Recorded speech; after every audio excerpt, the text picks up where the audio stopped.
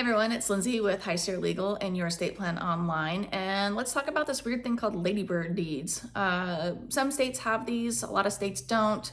What this is saying is basically that it's a type of deed on a property that you as a spouse or married couple live there. When one spouse passes away, it's for the remainder of those two spouses. And then after that remaining spouse passes away, then the house would just transfer to the kids. That's not common.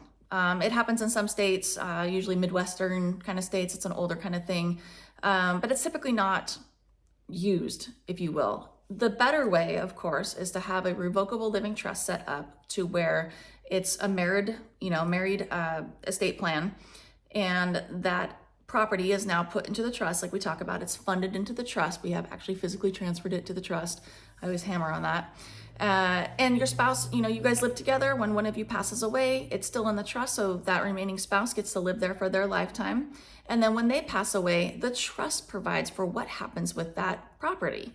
Either it's sold, or it's transferred, or it's given to an heir. Whatever it is within that estate plan, you're able to make sure that that happens. And that gives more control. Sometimes with these deeds or transfers on deeds or payments on deed or what have you, or Ladybird deeds, you lose a lot of control on that. They're rigid, they're set by the statutes or the codes or the laws in that state. With a trust, you have more control over that. And so that's usually typically the better way to set up a property to pass outside of probate. So if you have questions on getting that set up and getting your revocable living trust and estate plan set up, you can always find me at High Sierra Legal or Your Estate Plan Online. And again, I'm Lindsay, and when you think of death, think of me.